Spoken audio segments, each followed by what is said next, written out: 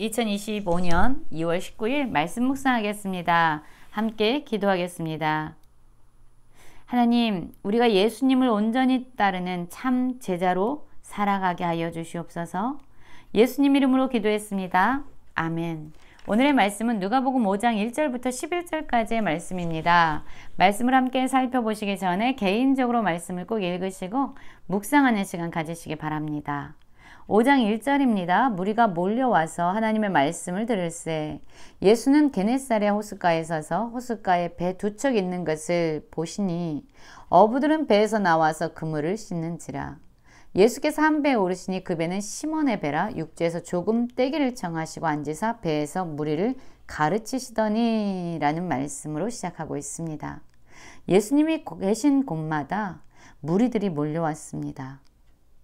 무리들이 몰려올 때 예수님은 늘 하나님의 말씀을 전하고 계셨죠. 그때 예수님은 이 게네사렛 호숫가에 서서 말씀을 전하시고 계시다가 호숫가에 배 두 척 있는 것을 보시게 되고요. 어부들이 배에서 나와서 그물을 씻고 있는 것을 보시게 됩니다. 그리고 한 배에 오르셔서 그 배는 시몬의 배였는데요. 거기에 앉으셔서 무리를 가르치시게 됩니다. 여러분, 호숫가에 사람들이 몰려들었어요. 그리고 예수님은 그들에게 하나님의 말씀을 들려주고 계십니다. 자, 말씀을 다 마치셨습니다. 그리고 시몬에게 이렇게 말씀하십니다. 깊은 데로 가서 그물을 내려 고기를 잡으라 라고 말씀합니다. 여러분, 시몬이 누굽니까? 정말로 베테랑 어부가 아니겠습니까? 고기를 잡는 일이라면 누구보다도 더 많은 지식과 경험을 가지고 있는 사람이었어요. 그런데 예수님께서 그에게 말씀하는 겁니다. 깊은 데로 가서 그물을 내려 고기를 잡으라고요. 여러분, 지금 시몬은 어떤 상태였냐면요. 밤이 새도록 고기를 잡기 위해서 수고했던 사람이었어요. 잡은 것이 근데 하나도 없던 상황이었어요. 여러분, 밤이 새도록 수고했는데 어느 것도 잡은 것이 없는 이 시몬의 마음은 어떻을까요?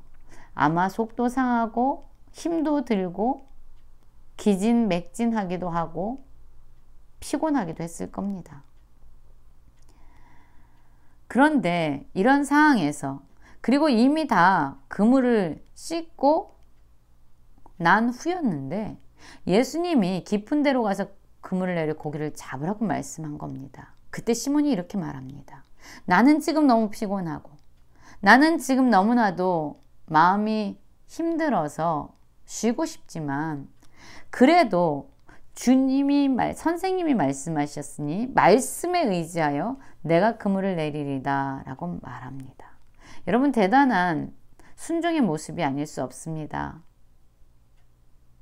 만약에 우리가 이러한 피곤함과 지침과 상실감에 있다면 하나님이 말씀하신다 해도 순종하지 않을 확률이 참으로 높죠.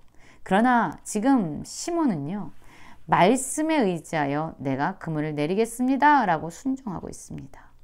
그리고 나서 이 순종 뒤에 놀라운 일이 벌어집니다.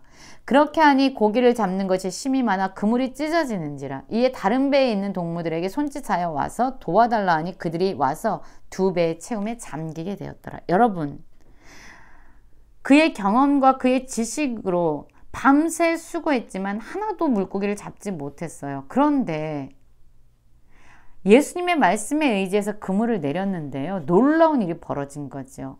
고기를 심히 많이 잡게 된 겁니다. 그물이 찢어질 정도로요. 그래서 다른 사람들에게 손짓해서 도와달라고 요청해야 하지만 그 그물을 올릴 수 있을 정도로 고기가 많이 잡힌 겁니다. 두 배의 채움에 잠기게 될 정도가 된 거죠. 여러분, 놀라운 것을 시몬 베드로가 경험하게 됩니다. 아, 나의 지식과 경험은 아무것도 아니구나. 예수님의 말씀에 의지할 때에 내 삶이 변화가 일어나는구나. 아무것도 없는 삶에서 가득 채워지는 삶으로 변화되어지는구나. 라는 것을 깨닫게 된 거죠. 자, 이렇게 놀라운 일을 경험한 이후에 시몬 베드로가 예수님의 무릎 아래에 엎드려서 말하게 됩니다. 주여, 나를 떠나소서, 나는 죄인이로소이다. 그렇습니다. 5장 5절에서 보면 시몬이 대답하되 선생님이라고 예수님을 불렀다가 8절에서 보면 예수님을 주여라고 부르고 있습니다. 예수님에 대한 관점이 변화된 겁니다. 그가 예수님의 말씀에 순종할 때 예수님이 누군지 경험하게 된 거예요. 그러자 그는 예수님이 진정 주님이라는 것을 깨닫게 된 겁니다. 예수님이 주님이라는 것을 깨닫게 될 때 또 하나의 놀라운 것을 깨닫게 되는데요. 바로 그것은 자신이 죄인이라는 겁니다. 여러분, 우리가 죄인이라는 것, 이것은 하나님의 은혜 없이는 깨달을 수 없는 겁니다. 하나님의 은혜를 경험할 때에 깨달을 수 있는 거예요.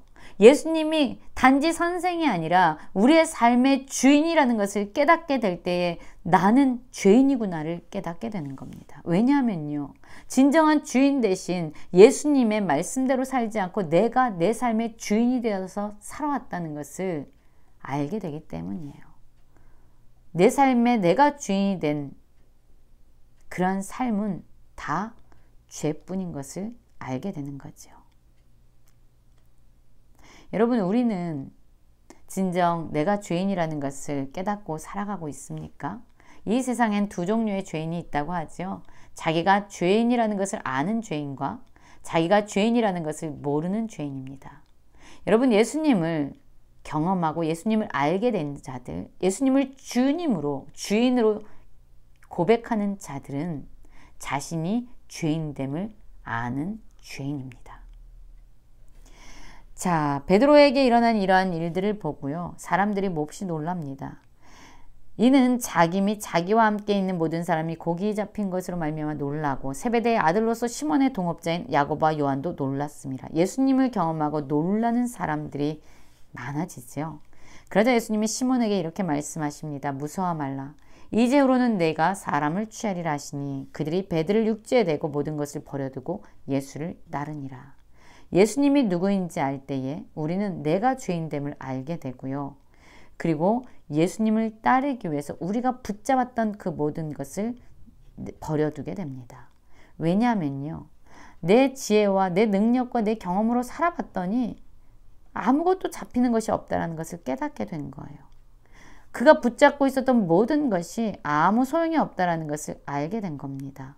오히려 예수님의 말씀에 의지했더니 놀라운 은혜가 부어진다는 것을 알게 된 거지요. 그러니까 자기 힘으로 의지할 수 있었던 모든 것은 버려두고 예수님을 따르는 삶으로 변화되게 된 겁니다.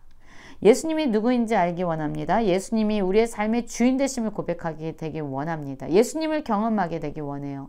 예수님을 깨닫고 내가 죄인이란 것을 고백하는 삶을 살기 원합니다. 우리의 삶에서 붙잡고 있었던 모든 것을 버려두고 우리의 삶의 주인 대신 예수님을 따라 살아가는 모든 성도님들 되시길 간절히 기도합니다.